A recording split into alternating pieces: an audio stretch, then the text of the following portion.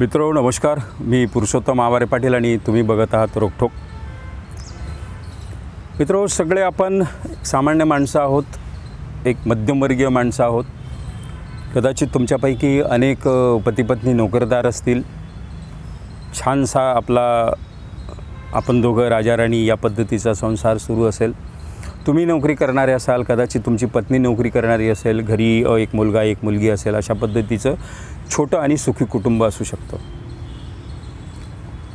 तुम्ही कोणत्या समाजाचे प्रतिनिधित्व आहात हा भाग अजिबात महत्त्वाचा नाही. माळी, तिळी, कोळी, कुणबी, साळी, ब्राह्मण कुठलेही असाल. आपण जेव्हा कुटुंब व्यवस्थेचा याचा विचार करतो, कुटुंब संस्थेचा, तेव्हा आपला असं लक्षात येतं की साधारणतः आपल्या सगळ्यांच्या संस्कारातून आणि हजारो वर्ष या कुटुंब व्यवस्थेमध्ये स्त्रियांना मात्र दुय्यम स्थान प्रामुख्यानं धर्मांनी दिलेलं आहे. आपल्या संस्कारांनी पुरुषप्रधान संस्कृतीनं हे दुय्यम स्थान प्रदान केलेलं आहे. आपल्या डोक्यामध्ये संस्कारामध्ये ते टाकलेलं असतं. आपण आता खेड्यात राहत नाही आहोत. आपण शिकलो आहोत. खेड्यातून बाहेर शहरात शिक्षणासाठी आलो. शहरात नोकरी लागली. शहरात एक छोटासा एक टुमदार फ्लॅट घेतला, टुमदार बंगला घेतला आपण, आणि आपण आपला संसार स्वतंत्र थाटला आहे. तुम्ही एका नोकरदाराच्या भूमिकेतून, तुमची पत्नी एका नोकरदाराच्या भूमिकेतून काम करते. घरी काहीतरी पैसा येतो आहे. लौकिक अर्थानं, इतरांच्या दृष्टीनं, समाजाच्या दृष्टीने, तुमच्या नातेवाईकाच्या दृष्टीने तुम्ही फार सुखी समाधानी आहात. परंतु मला वाटते की जोपर्यंत तुम्ही कौटुंबिक आणि पतिपत्नीच्या नात्याच्या संबंधाने, तुमच्या कर्तव्याच्या संबंधाने आनंदी होत नसता, तोपर्यंत तुम्ही मनातून आतून आनंदी नसता. आता आजचं प्रगत तंत्रज्ञान आणि राहणीमानाचे तंत्र असं सांगतं, एकूण कुटुंब व्यवस्था, आधुनिक कुटुंब व्यवस्था अशी सांगते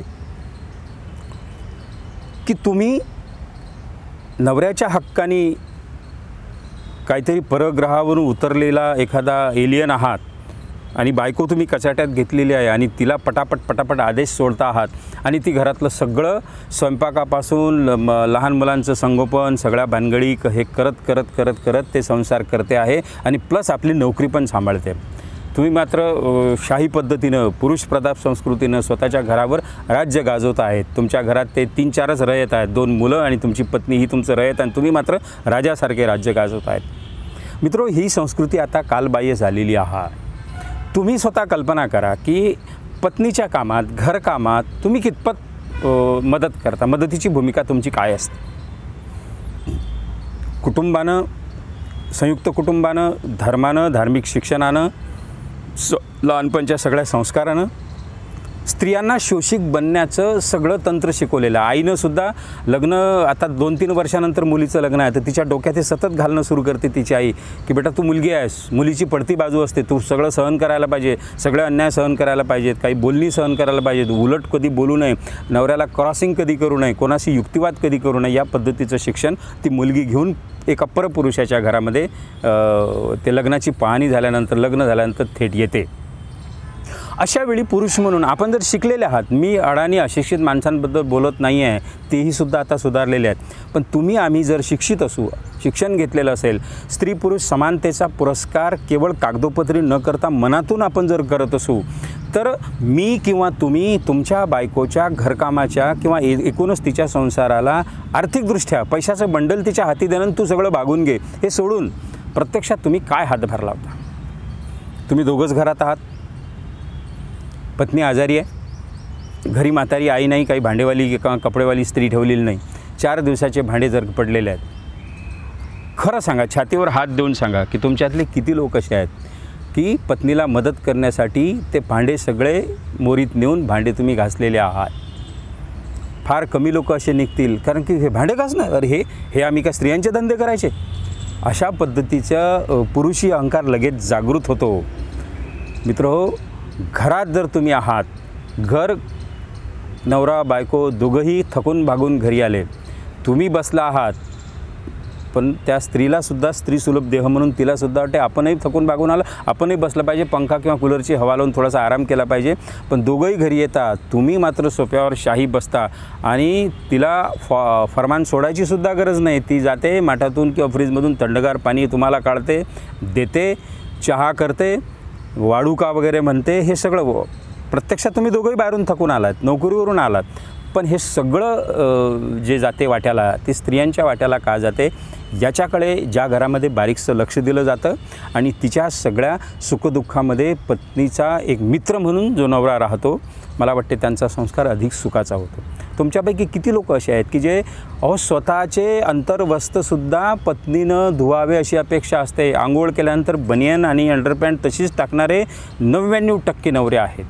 आता ही साधी गोष्ट आहे, ही तुम्हाला करता येते. आंघोळ करा, स्वतःची बनियन अंडरपॅन्ट स्वतः धुवून टाका, वाळू घाला. या किमान एका कामातून तिला मुक्ती द्या. तुम्ही कधी पत्नीचे अंतर्वस्त्र धुतले आहेत का? कारण तुमचा तर एकदम पुरुषार्थच जागा होईल, पुरुषार्थाला डिवचण्यासारखं होईल असं जर मी बोललो तर. तुम्ही कधी धुतली आहेत का तिची? अजिबात नाही. ती कल्पनाही तुम्हाला करू शकत नाही. तुमची मुलांची सगळी उष्टी खरकटी अंतर्वस्त्रपासून ते धुण्याचं ते काम करते, तिच्याबद्दल तुम्ही विचार करत नाही आहे. मित्रो, अशा पद्धतीचा विचार जर तुम्ही करत असाल तर खऱ्या अर्थानं स्त्री पुरुष समानतेच्या बाबतीत तुम्ही तुमच्या पत्नीचा पहिला मित्र आहात. तिच्या सुखदुःखात सामील होता, तिच्या भावनांना जपता, हे पहिल्यांदा तुमच्या कृतीतून तुम्ही दाखवून द्याल. मला असे अनेक मित्र भेटतात की जे उद्योग करतात, व्यावसायिक आहेत, नोकरदार आहेत, 1.5-2 लाख रुपये महिन्याला कमावतात आणि एक त्यांना दुखणारा प्रश्न कधीतरी विचारला तर त्या प्रश्नावर मात्र ते निरुत्तर होतात. मुलांची लग्न होतात, ते सेटल होतात आणि आपण त्यांना विचारतो की संसाराला किती वर्ष झाली, तसं अभिमानानं सांगतात संसाराला 30 वर्ष झाली, 35 वर्ष झाली. मग मी एक प्रश्न अशांना विचारत असतो की कधीतरी पत्नीला घेऊन तुम्ही सिनेमा नाटकाला गेलात का हो, आठवते का? मित्रो, या प्रश्नावर ते निरुत्तर होतात. पैसा कमावणं, उद्योग, मित्र, बाहेरच्या पार्ट्या, सगळं दारूकाम, हे सगळं करताना तुम्हाला लक्षातच राहत नाही की आपल्यालासुद्धा एक सहचारिणी, आपली ज्याला अर्धांगिनी आपण म्हणतो, तोंड भरून तिचं कौतुक करतो आणि तिला 25 वर्षाच्या संसारात, 50 वर्षाच्या संसारात कधीतरी गाडीवर बसून सिनेमाला घेऊन जाणारे गृहस्थ भेटत नाहीत. जे भेटत असतील, जे नेत असतील, त्यांचं मी अभिनंदन करतो. तुम्ही योग्य पद्धतीनं चालला आहात.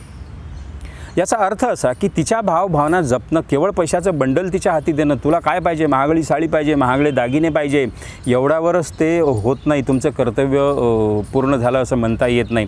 तर त्या सगळ्या हळूवार भावना जपणं, मित्र म्हणून तिच्या पाठीशी उभं राहणं. शेवटी लक्षात घ्या, माणसाच्या आजारपणात, माणसाच्या संकट काळात अगदी तुमचं शी-सून भरलेले कपडेसुद्धा तेवढ्याच बहादरपणे धुण्याचं काम तुमची पत्नी करते. सख्खी आई करत नाही, बहीण करत नाही, इतर कोणतेही नातेवाईक येत नाहीत. ही भावना ज्या पद्धतीनं हे समर्पण देणारी जर स्त्री असेल, तुमची पत्नी असेल, तर तुम्ही कधीतरी तिच्या या संसारामध्ये नव्या पद्धतीनं पुढाकार घेऊन ह्या सगळ्या गोष्टी केल्या पाहिजेत. तुम्ही भांडे घासले पाहिजे, त्याच्यात काही लाज नाही. तुम्ही घरात झाडू मारला पाहिजे, त्याच्यात काही लाज नाही. तुम्ही तिला स्वयंपाकात अनेकदा मदत केली पाहिजे, त्याच्याबाबत काही लाज नाही. ती प्रचंड आजारी आहे, काहीच होत नाही, तुमच्या घरात तुम्हाला स्वयंपाक येत नाही, घरात कोणाला स्वयंपाक येत नाही, ती कसं तरी ते पोळ्या करत असेल तर त्या पोळ्या किमान शेकून देण्याचं काम तुम्ही केलं पाहिजे. आणि स्वयंपाकातसुद्धा आता समसमान वाटा घेण्याचा काळ आहे. अनेक देशांमध्ये हे या पद्धतीनं होते आहे की आठवड्यातून एक दिवस त्या घरचे नवरे जे आहेत, त्या घरचे पुरुष जे आहेत, एक दिवस स्वयंपाक करतात आणि स्त्रीला घरच्या सांगतात की तू बसून खा, हा काळ आमचा आहे, 8 दिवसातून एकदा. अशा पद्धतीची सुरुवात मला वाटते भारतात येण्याला आणखी काही हजारो वर्ष लागतील. पण छोट्या छोट्या सुधारणा जर आपण करून स्त्रियांचं जीवन, आपल्या मुलींचं जीवन, ज्यांना आपण दुर्गोत्सवात 9 दिवस दुर्गेच्या रूपात पाहतो, तिला ते पूजनीय म्हणून समजतो आणि वेळ प्रसंगी मात्र तिला पायाखाली तोडवण्यात सुद्धा मागे पुढे आपण पाहत नाही. या पद्धतीचा दुटप्पी व्यवहार आपल्यासारख्या एज्युकेटेड माणसांकडून तरीसुद्धा होऊ नये, या पद्धतीची मी अपेक्षा बाळगतो. मित्रांनो, तुमच्यापैकी अशी जर या पद्धतीची काही माणसं असतील, स्त्रियांचा या पद्धतीनं सन्मान करणारे या दुर्गोत्सवाच्या काळात, तर निश्चित तुम्ही अभिनंदनास पात्र आहात. मित्रहो, हा व्हिडिओ तुम्हाला आवडला असेल तर लाईक करा, हे चॅनल सबस्क्राईब करा आणि पुढे जा. धन्यवाद.